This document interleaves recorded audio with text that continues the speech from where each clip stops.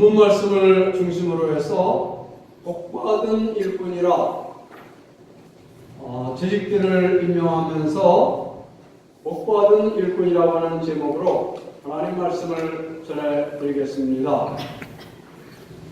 우리가 신앙생활을 하면서 많은 복을 받는데 그 복 가운데 하나는 하나님의 일꾼이 되어서 주의 일을 하는 것입니다. 여러 가지 직분을 맡아서 주님을 섬기고 주님의 몸된 교회를 섬기게 될 터인데 그 일꾼의 자세는 어떠한 것이고 그 일꾼이 받는 복이 무엇인가를 생각하면서 은혜를 나누려고 합니다. 첫째, 하나님의 일꾼들은 충성스러워야 합니다. 오늘 고린도서 4장 1절에 있는 그대로 다 같이 한번 읽겠습니다. 시작. 하나님 마땅히 우리를 그리스도의 일꾼이요 하나님의 비밀을 맡은 자로 여기지어다. 그리고 맡은 자들에게 구할 것은 충성이니라. 아멘. 사람이 마땅히 우리를 그리스도의 일꾼이요 예수 믿고 구원받아 하나님의 자녀가 된 사람들이 거기서 더 나아가는 단계가 하나님의 일꾼이 되는 단계입니다. 그런데 하나님의 일꾼은 어떤 사람이냐? 오늘 말씀 보니까는 하나님의 비밀을 맡은 자, 하나님의 비밀을 맡은 자가 하나님의 일꾼들이라는 겁니다. 하나님의 비밀이 무엇일까요? 바로 복음을 말하는 것입니다. 이 복음을 전하는 일, 이것은 아무에게나 맡겨진 일이 아니에요. 교회의 직분이라고 하는 것은 아무에게나 함부로 주어지는 것이 아닙니다. 그리스도 십자가 오열의 은총으로 죄 사함 받고 성령님의 은혜로 거듭나서 이렇게 선택받고 특정받은 자녀들만이 누릴 수 있는 거룩한 영광이고 축복인 것입니다. 그래서 하나님의 비밀을 맡은 자로 여길지어다. 그리고 맡은 자들에게 구할 것은 무엇이라? 충성이니라. 그렇게 하나님의 비밀을 맡은 하나님의 일꾼들에게 구할 것이 한 가지 있으니 무엇이라? 충성이라 말씀하고 있는 것입니다. 충성이라고 하는 말을 한자말로 쓰면은 가운데 중자에 마음 신자를 포개인 글자입니다. 무슨 얘기입니까? 충성이라고 하는 것은 견마음, 쓰다 남은 쪼가리 마음으로 그렇게 일하는 것이 아니라 가운데 마음, 온전한 마음, 정성된 마음으로 일하는 것을 의미하는 것입니다.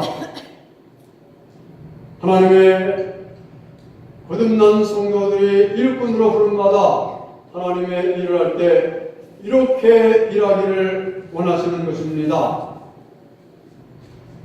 재능이 모자란 걸 어떻게 합니까? 지식이 모자란 걸 어떻게 합니까? 그러나 충성된 것은 누구라도 충성될 수가 있는 것입니다. 그러면 여러분, 충성되다라고 하는 것은 어떤 모습을 의미하는 것입니까?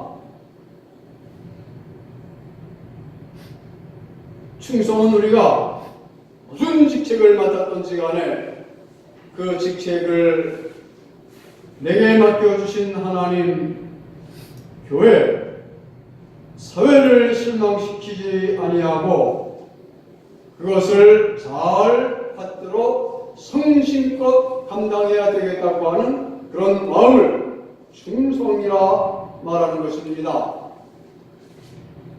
그러기 위해서 우리가 해마다 연초마다 늘 듣는 이 말씀을 또 들어서 깊이 새겨야만 하겠는데, 그러기 위해서 첫째는 작은 일에 충성스러워야만 합니다. 예수님께서는 달란트 비유에서 종들을 칭찬하실 때에 다른 이유로 칭찬하신 것이 아니었습니다. 잘했다, 충성된 종아, 네가 뭐요? 작은 일에 충성하였음에 내가 내게 큰 일을 맡기리니, 작은 일에 충성된 것을 비보시고 저에게 큰 일, 큰 사람으로 축복해 주신 것입니다. 여기에 깊은 교훈이 있는 것입니다. 작은 것에 충성할 때에 그런 마음을 가진 사람이 큰 일도 충성스럽게 감당할 수 있기 때문입니다. 작은 일을 시시하게 알고 큰 일이나 중요한 일로 알아서 그것만 하겠다고 달라드는 사람은 작은 일, 큰 일 모두를 놓치고 많은 사람인 것입니다. 구약의 요셉이 우리에게 이 일에 있어서 큰 교훈을 남겨주지 않았습니까?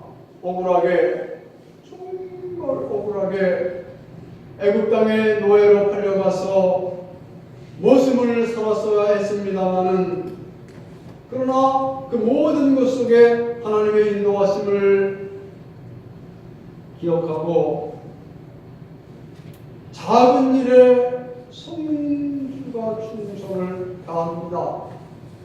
얼마나 작은 일에 그 아이가 충성스러운지 나중에 오디발 장관이 가만히 들여다보니까는 지금 보통 아이가 아닙니다. 집안의 모든 일을 다 맡겨도 되겠습니다. 나중에 하나님은 그에게 애굽이라고 하는 한 큰 나라를 맡기시지 않습니까? 남강 이승원 선생님이 어렸을 때에 부잣집에 모순살이를 한 적이 있었습니다. 아침마다 주인의 방에서 요강을 내었는데 그 노스의 요강을 얼마나 깨끗하게 철저하게 닦는지, 그 더러운 요강 속에 맨손을 집어넣어서 수세미로 깨끗하게 닦아 거기에 국을 붓고 밥을 말아 먹어도 좋을 만큼 깨끗하게 닦아서 주인 방에 들여놓는데, 주인이 가만히 들여다보니까 저 자식이 저게 보통 사람이 아닙니다. 큰 인물 될 사람이다 했는데, 그래 이 나라 민족의 지도자로서 크게 쓰임을 받았던 것입니다.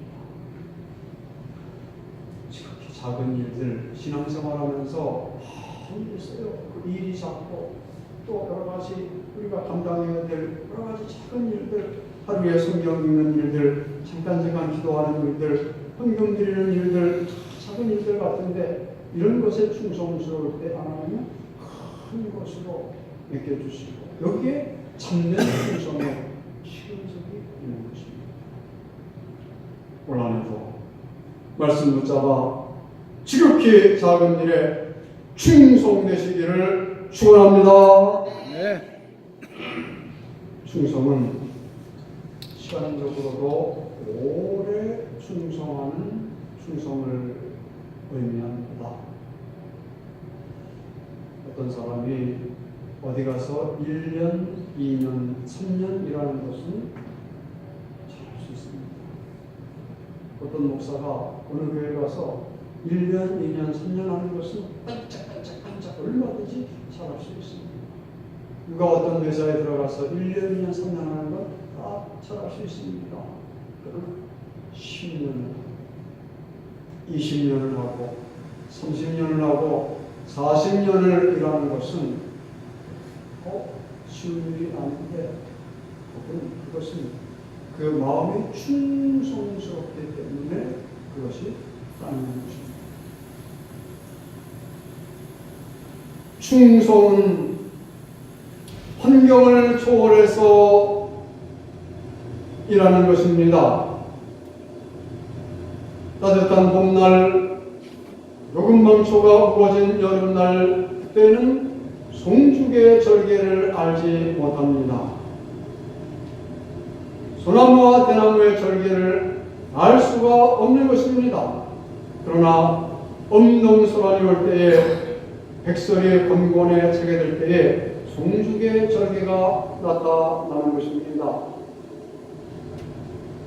꽃꽂이 선생님이 여기다가 대나무를 갖다 놨는데 참 글쎄요, 괜찮아요.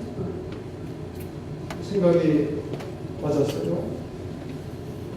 이게 대나무가 녹음망초 우거진 한여름에는 모른다는 말을 추운 겨울이 오면은 이게 푸른 잎을 그대로 간직하면서 절개를 나타내는 것입니다.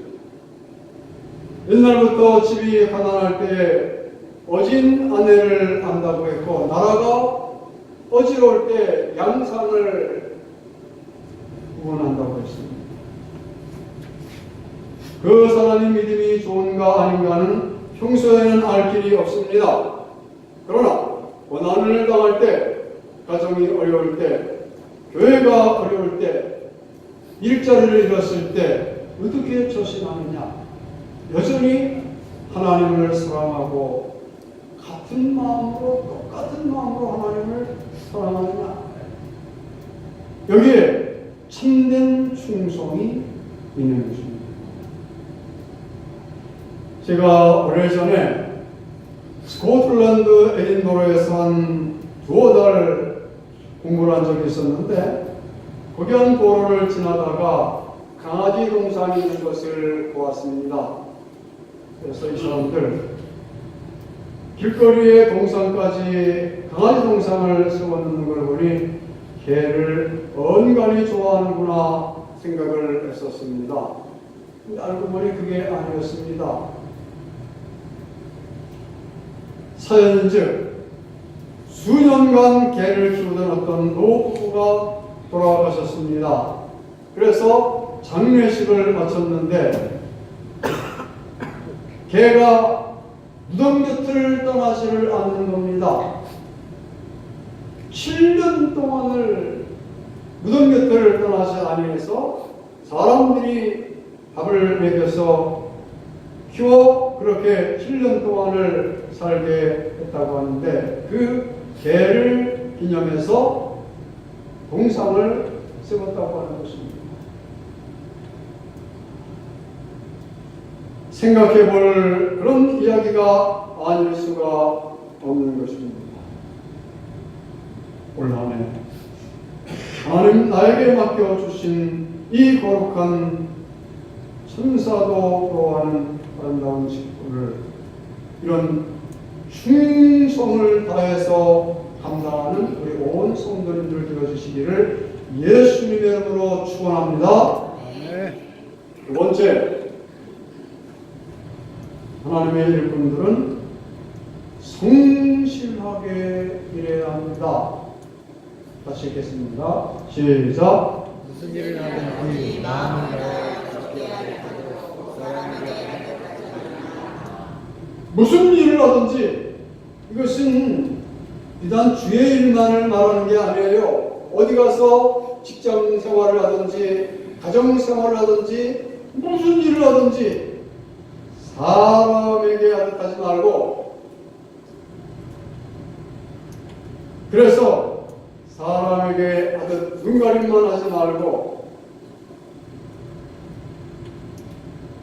죽게 하듯이 우리 주님이 앞에 계신 것처럼 주님의 임재 앞에서 그렇게 성실하게 할 것을 말씀하고 있는 것입니다.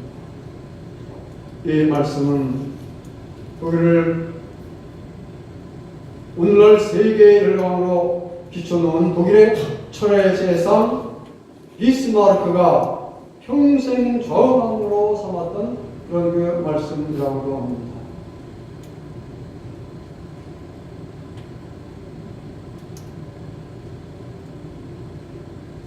성경은 성도가 하나님을 사랑할 때 누가복음 10장 27절에서 마음을 다하여 목숨을 다하며 힘을 다하며 뜻을 다하며 주 너의 하나님을 사랑하라 말씀하십니다. 하나님의 일을 맡아서 할 때에도 그렇게 하라는 겁니다.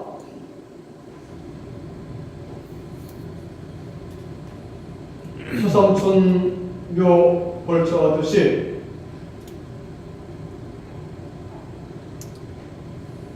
되면 듬성듬성 무성의하게 하는 듯 마는 듯 하는 것이 아니라, 아니면 사람의 눈만을 의식해서 마치 밭 껍데기만 살살 긁어놓는 것처럼 그렇게 일하는 것, 그렇게 하지 말라는 것입니다. 그러한 모습을 사람은 몰라도 하나님은 아십니다. 너는 사람의 외모를 보지 말라. 나 여호와는 중심을 봅니다. 하나님은 우리의 속마음 중심을 아시는 것입니다. 그러므로 여러분 무슨 일, 어떤 영역을 맡으셨습니까? 비단 교회 안에서 맡은 주의 일은 나을 것도 없고, 여러분 부모로서, 직장인으로서 어디에서 무슨 일을 하고 계십니까? 마음을 다하여 죽게 하듯 성실하게 그렇게 일하십니다. 적어도 그리스도 예수의 십자가 보혈로 구속받아 하나님의 은혜를 받은 하나님의 자녀라고 한다면 하나님의 영광을 드러내는 아름다운 삶의 한 방편 속에서 성실성을 보여줘야 되는 것입니다. 그렇게 일하는 그를 회사에 안 믿는 사람이 보았습니다.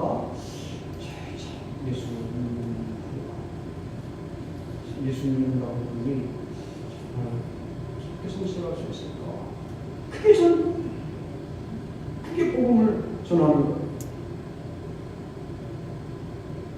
흉내만 내는 목회, 흉내만 내는 봉사, 흉내만 내는 기도, 흉내만 내는 전도, 이건 생명이 없습니다.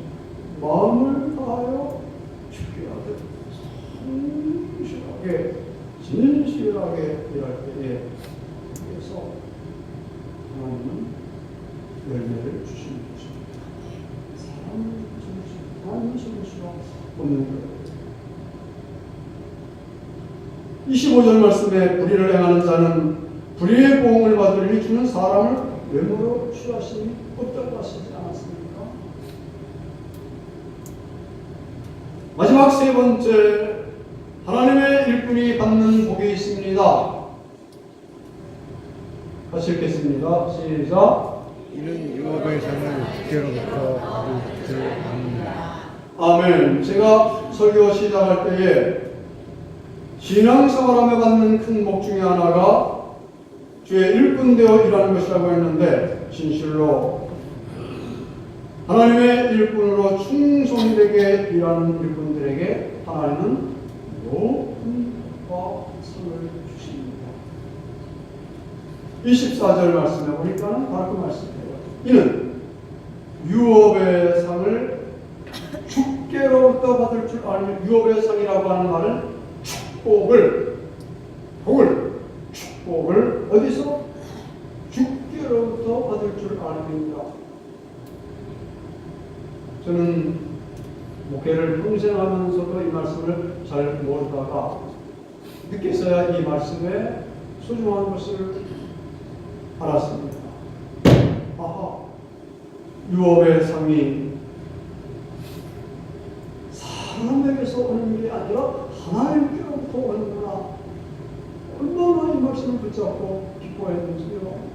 여러분들이 충성을 다하고 여러분들이 성실을 다해서 일할 때에 그것이 세상에서 일하는 일이든 그것이 주의 일을 하는 것이든 그렇게 일을 할 때에 어디서 온다? 주께로부터 하늘로부터 그 상이 임한다 이 말입니다. 그 하늘로부터 임하는 상에서 사람들이 받는 칭찬도 포함을 해야 하겠습니다만은 그 상은 얼마나 풍성한지 첫째 그의 가문이 복을 받습니다. 예수 잘 믿어 충성되어서 그 가문이 뽑혀진 사람들은 다 여호와를 바랄 수 없습니다. 정말 그 자녀손들이 잘 크는 복을 받습니다. 자식 잘 가르치려고 얼마나 애를 쓴 스카이라는 연속곡을 보니까는 기가 막히더라고요. 근데 우리가 이렇게 충성과 성실을 다하여 세상을 살고 주의를 나누는 자식들이 하늘의 상을 받아서 잘 되는 복을 받습니다. 그리고 나라와 민족의 복을 받아서 든든하고 견고하게 서는 그런 축복을 받는 것입니다. 이는 유업의 상을 주께로부터 받을 줄 압니다. 이 말씀 깊이 새겨서 충성과 성실로 주의를 잘 감당하고 그복 그대로 받으시길 예수님의 이름으로 축원합니다. 네. 이 시간에 교회가 직원들을 강요해서 오랜 기도 끝에 이렇게 정했습니다.